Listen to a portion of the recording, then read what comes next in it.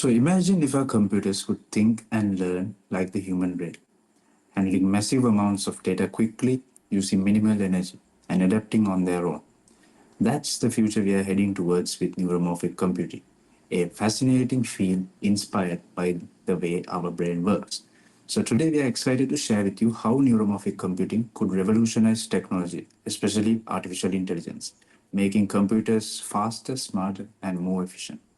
So, to understand the importance of neuromorphic computing, it is important to first compare how the human brain processes information versus traditional computers. The human brain is capable of handling large amounts of data simultaneously.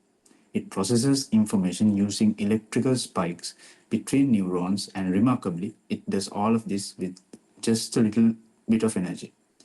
So now let's compare that to traditional computers. Most computers today follow what's called the von Neumann architecture, where the memory and processing units are physically separated.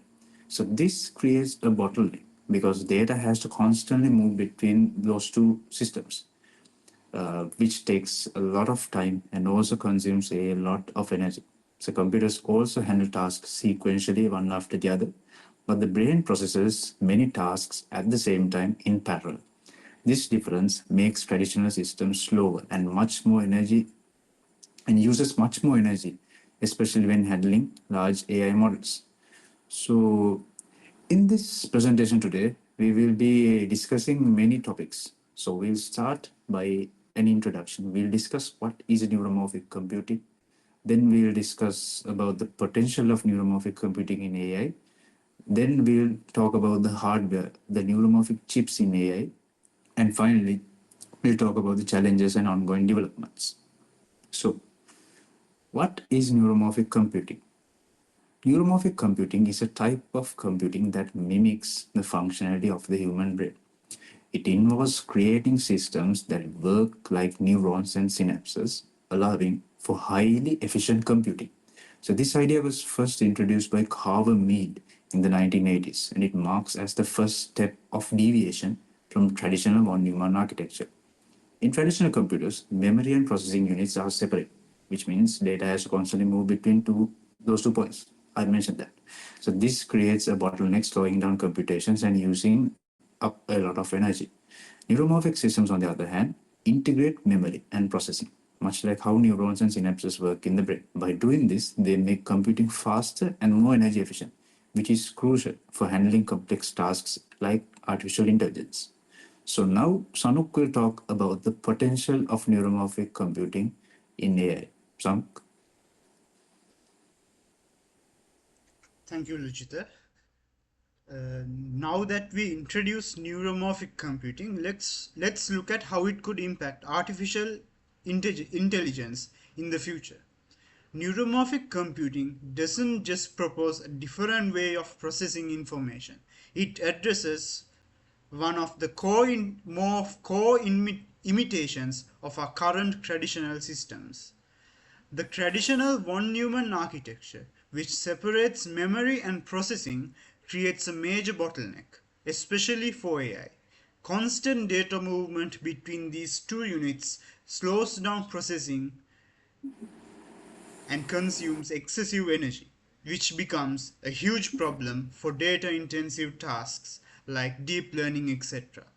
Neuromorphic computing tackles this bottleneck head on by integrating memory and processing, much like how the brain's neurons and synapses work. Another advantage when it comes to neuromorphic computing is large scale neural networks. When it comes to large scale neural networks, neuromorphic computing's architecture really shines. By combining processing and power, it minimizes the need for energy consuming data transfers and enables parallel processing, similar to how the human brain works. This results in systems that can learn and process complex data faster and more efficiently. Another breakthrough is on chip learning. Neuromorphic systems can learn and adapt in real time without relying on external memory, which is a game changer for autonomous AI application. especially in mobile applications like mobile phones, iPhones, etc., and embedded systems where power efficiency is crucial as well as the space efficiency. So, uh, So next we will talk about the neuromorphic hardware. One of the key innovations in neuromorphic hardware is memristors. These nanoscale devices have the unique ability to both store and process information, which allows for much faster and more efficient computation. They are a real big part of why neuromorphic computing can achieve such significant energy saving and greater scalability. Next, we will talk about the neuromorphic chips in AI. Luchitha? Yes, thank you, Sanuk. So to get an understanding about neuromorphic chips, we first need to understand artificial neural networks and spiking neural networks. So although theoretically ANNs and SNNs follow similar concepts, their operational methods differ significantly. So first we'll talk about artificial neural networks. ANNs uses a network of linked nodes to analyze data by applying mathematical operations to its inputs. So to understand this, let us discuss about the architecture of an ANN. So as you can see in the picture, an artificial neural networks consists three parts. The first part is the input layer. So think of it as the part that takes in information, just like how our brain processes information and understands it. So next is the hidden layer. This is where the real processing happens. Artificial neurons in these layers perform calculations on the inputs. They adjust as they learn from the data. So finally, the output layer. This is where the network gives us a result. For example, let's assume that you input a picture of a car, then the output will say, this is a picture of a car. So that's how basically it happens. So how do these artificial neurons work together? Well, each connection between neurons has something called a weight. So this weight tells the system how important the information is as it moves through the network. The system learns by adjusting these weights based on errors it makes. So while artificial neural networks are inspired by the brain, there's another type of network that has developed this concept further. So that is spiky neural networks. So in the brain, neurons don't just send information constantly, right? They send short bursts of electrical signals called spikes. These spikes only happen when certain conditions are met, like when you see something familiar or hear a sound, your brain identifies it and it gets your attention. So SNNs basically mimics what the brain is doing. So in an SNN, neurons wait until they receive enough input to reach a certain threshold. So think of it as filling a bucket with water. So once the bucket is full, the neurons fires a signal, or in this case a spike, to the next neuron. So this spike represents information, just like how our brain only fires neurons when something actually matters. So this makes SNNs more efficient. Instead of constantly passing information like regular networks, they only send signals when it's actually necessary. This saves a lot of energy and makes them great for tasks where real-time processing is important. So because SNNs focus more on the timing of spikes, they're better at handling tasks that require quick responses. So in the next slide, this table basically shows what I mentioned before. It summarizes like information representation in names are real numbers, SNNs in spikes, and so on. So what's the difference between SNN and ANN? SNNs mimic the way biological neurons communicate through spikes of electrical activity, making them more efficient for real-time tasks like processing sensory data. ANNs, on the other hand, use mathematical operations like weighted sums, but they are less energy efficient or time sensitive. So now, since we have a basic understanding of SNN and ANNs, let us consider some more hardwares that uses these concepts in the real world. So in the next slide, uh, so you can see two chips. So let's talk about IBM's TrueNote first. So this was introduced in 2014, and it was the world's first industrial scale neuromorphic chip.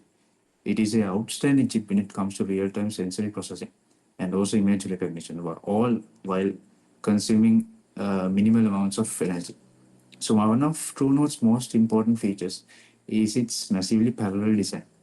This means that thousands of neurosynaptic cores, each simulating neurons and synapses, work together simultaneously. So this design enables the chip to handle complex computations with ease, processing large amounts of data at once, something traditional CPUs struggle with nowadays. So on-chip memory and computation is also a key feature of TrueNode. In TrueNode, memory and processing are co-located in each neurosynaptic core. So this basically removes the need for constant data transfers between separate memory and processing units, which is a significant problem in traditional von-Neumann systems, as I mentioned earlier. So as a result, TrueNode boosts energy efficiency, making it perfect for mobile and embedded applications, where conserving energy is critical.